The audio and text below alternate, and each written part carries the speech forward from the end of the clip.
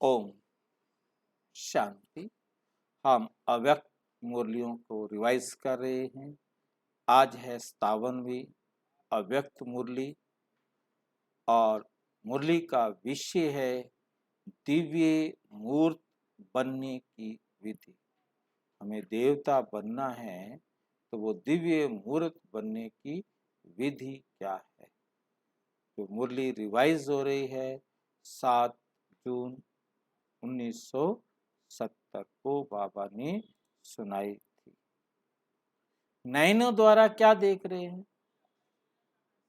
बाबा, शिव बाबा, ब्रह्मा बाबा के नैनों द्वारा क्या देख रहे हैं?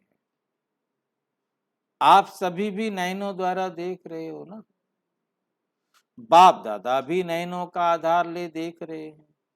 बाप दादा क्या देखते हैं और आप सभी क्या देख रहे हैं?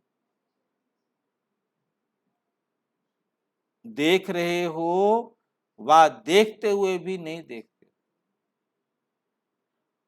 इन आंखों द्वारा क्या देख रहे हो या देखते हुए भी नहीं देखते हो? क्या स्थिति है? बाप दादा क्या देख रहे हैं यही आप देख रहे हो। संकल्पों को कैच करने की प्रैक्टिस होगी तो संकल्प रहित भी सहज बन जाएंगे। ज्यादा संकल्प तब चलाना पड़ता है जब किसी संकल्प को परख नहीं सकते। परख नहीं सकते, लेकिन हर एक के संकल्पों को रीड करने की प्रैक्टिस होगी तो व्यर्थ संकल्प ज्यादा नहीं चलेंगे। सहज ही एक संकल्प में, एक रस स्थिति में, एक सेकंड में स्थित हो जाएंगे। तो संकल्पों को रीड करना ये भी एक संपूर्णता की निशानी है। मतलब आप किसी के मन में क्या संकल्प चल रहे हैं उनको जान लेना भी एक संपूर्णता की निशानी है।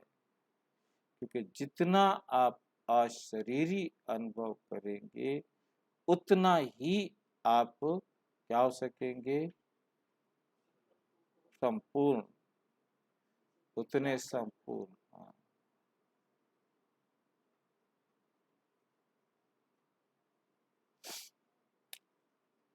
जितना जितना अव्यक्त भाव में स्थित होंगे उतना हर एक के भाव को सहज समझ जाएंगे। एक दो के भाव को न समझने का कारण अव्यक्त भाव की कमी है। अव्यक्त स्थिति एक दर्पण है। जब आप अव्यक्त स्थिति में स्थित होते हो तो कोई भी व्यक्ति के भाव अव्यक्त स्थिति रूप दर्पण में बिल्कुल स्पष्ट देखने में आएगा। फिर मेहनत नहीं करनी पड़ेगी। दर्पण को मेहनत नहीं करनी पड़ती। दर्पण को मेहनत करता है, उसमें देखने वाला अपने दाग देखता है, उन दागों को दूर करता है।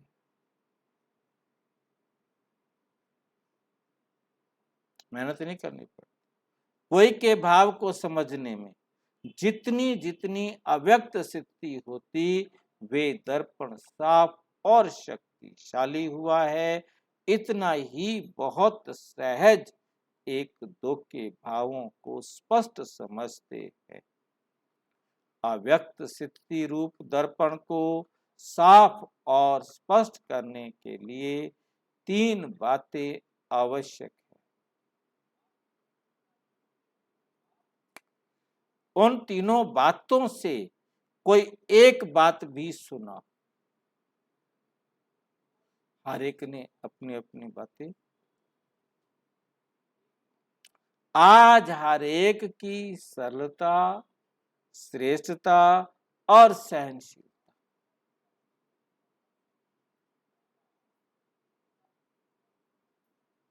कौन कौन सी चीजें हैं? सरलता, श्रेष्ठता और सहनशीलता। ये तीन चीजें एक एक की देख रहे हैं। इन तीनों बातों में से कोई एक भी ठीक रीति धारण है तो दर्पण स्पष्ट है। तो दर्पण क्या है? स्पष्ट है। अगर एक भी बात की कमी है तो एक भी बात की कमी है तो क्या होगा? दाग दिखाई पड़ेगा।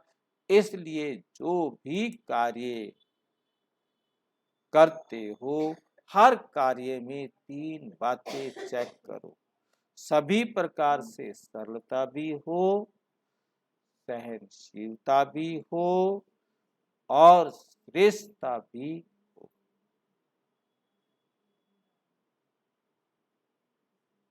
साधारणपन भी ना हो। अभी कहाँ श्रेष्ठता की बजाय साधारण दिखाई पड़ती है। साधारणपन को श्रेष्ठता में बदली करो और हर कार्य में सहनशीलता को सामने रखो और अपने चेहरे पर, वाणी पर सरलता को धारण। अपने चेहरे पर भी, अपनी वाणी में भी सरलता को धारण करो। फिर देखो सर्विस व कर्तव्य की सफलता कितनी श्रेष्ठ होती है, कितनी श्रेष्ठ होती है। अभी तक कर्तव्य की रिजल्ट क्या देखने में आती है? प्लान और प्रैक्टिकल में अंतर कितना है। प्लान तो बहुत बनाते हो परंतु प्रैक्टिकल में अंतर कितना है? अंतर का कारण क्या है? तीनों ही रूप में अभी पूर्ण प्लेन नहीं हुए, संपूर्ण प्लेन नहीं हुए। स्मृति में भी प्लान, वाणी में भी प्लान।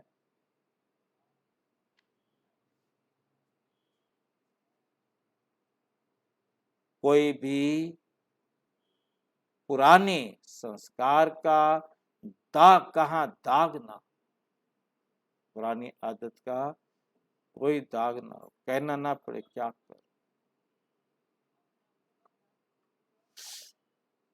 कोई दाग ना हो। और कर्म में भी प्लान अर्थात श्रेष्ठता। अगर प्लान हो जाएंगे तो फिर प्लान और प्रैक्टिकल एक हो जाएगा। तो आप साफ हो जाओ, कोई किचड़ा ना हो तुम्हारे अंदर।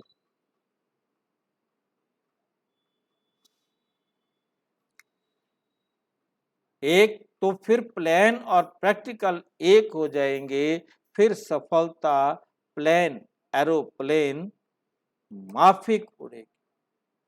प्लेन का मतलब एरोप्लेन माफिक उड़ेगी। इसलिए हर बात में मनसा वाचा कर्मणा और छोटी बात में भी सावधानी चाहिए। छोटी छोटी बात,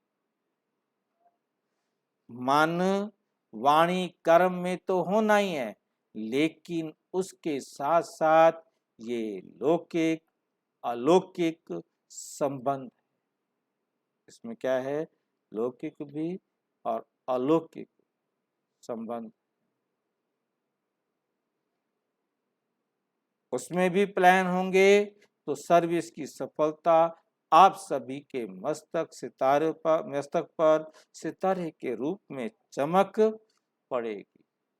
फिर आप लोग अपने आप हर एक एक को सफलता का सितारा देखेंगे। सभी भाई बहनों को बाबा कैसे देखेंगे? सफलता का सितारा देखेंगे। सुनाया था ना कि स्लोगन कौन सा याद रखेंगे? सफलता हमारा जन्म सिद्ध अधिकार है। फिर तुमको कोई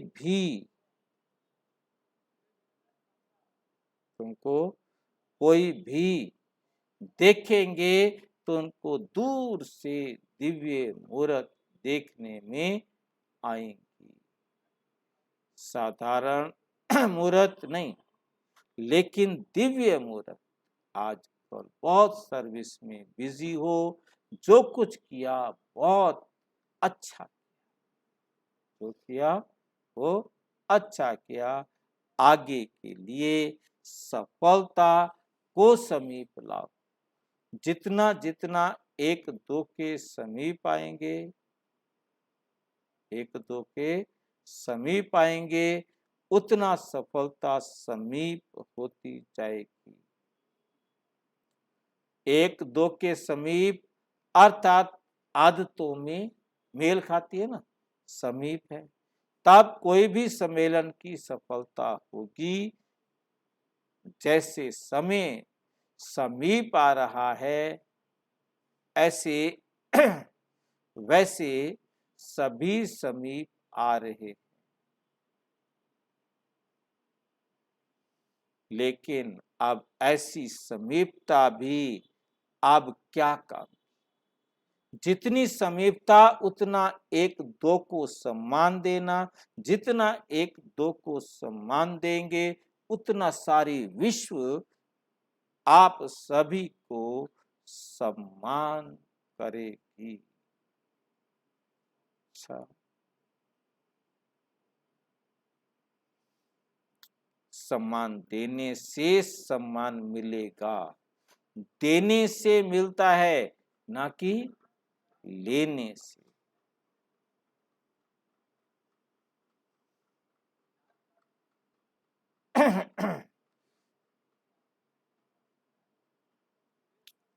कोई चीज लेने से मिलती है और कोई चीज देने से मिलती है। पहले देंगे तो ऐसे बनेंगे, और कोई चीज देने में, और दुनिया में जितनी भी चीजें है ना, वो देंगे तो मिलेगी, देंगे तो मिलेगी। तो कोई को भी सम्मान देना गोया सर्व का सम्मान प्राप्त करना। और भाषा में भी परिवर्तन चाहिए। आज सभी सर्विसेबल बैठे हैं ना, तो इसलिए भविष्य के इशारे दे रहे हैं, भविष्य के इशारे दे रहे हैं। कभी भी कोई का विचार स्पष्ट ना हो तो भी ना कभी भी ना नहीं करनी है, ना कभी भी नहीं करनी चाहिए। शब्द सदैव हाँ निकलना चाहिए। हाँ जी। जब यहाँ हाँ जी करेंगे तो वहां सतयुग में क्या होगा? सब भगत आपको आकर क्या करेंगे?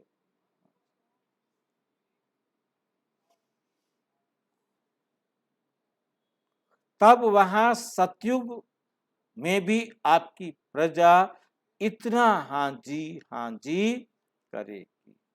अगर यहाँ ही ना जी करेंगे तो वहां भी प्रजा दूर से ही प्रणाम। तो ना शब्द को निकाल देना है। कोई भी बात हो, पहले हाँ जी को कहना है, पाठ करना है पक्का।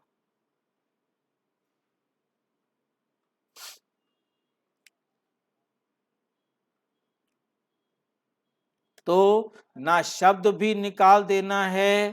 कोई भी बात हो, पहले हाँ जी कहना ही दूसरे के संस्कारों को सरल बनाने का साधन। समझा? सुनाया था, वर्तमान समय जो कर्म कर रहे हो वे भविष्य के लॉ बन रहे हैं, भविष्य के लॉ बन रहे हैं। बाप सभी का कर्म भविष्य के लाभ में, भविष्य के जो लॉ मेकर्स है ना, आप सभी कौन हो? आप सभी लॉ मेकर, सब बात हुई थी ना। आप सभी का कर्म है भविष्य के का लॉ बनाना। तो जो लॉ मेकर्स होते हैं वे सोच समझ कर शब्द निकालते हैं।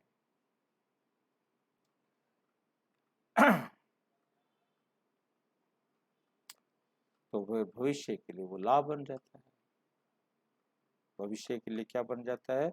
लॉ बन जाता है। तो कितना ध्यान देना चाहिए?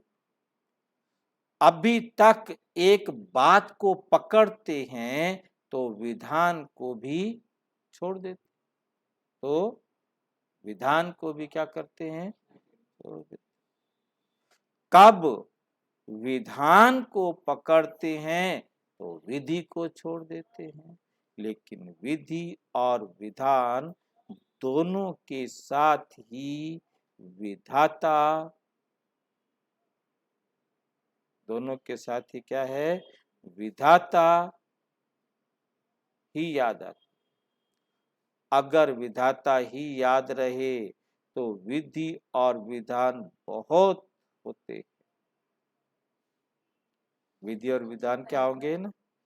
याद रहे तो विधि और विधान दोनों ही साथ स्मृति में रहेंगे, जो नियम बना दिए। हाँ, अगर विधाता याद रहे तो विधि भी याद रहेगी और जो नियम बनाए वो भी याद रहेंगे। दोनों, जिस संविधान बन जाता है ना पूरा विधान जिसमें नियम सारे, हाँ, दोनों ही साथ स्मृति में रहेगा। लेकिन विधाता भूल गए तो एक चीज छूट जाती है। विधाता की याद में रहने से विधि और विधान दोनों साथ रहते हैं। विधाता को भूलने से कभी विधान छूट जाता है तो कभी विधि छूट जाती है। जब दोनों साथ रहेंगे तब सफलता गले का हार बन जाएगी, तब सफलता गले का हार बन जाएगी।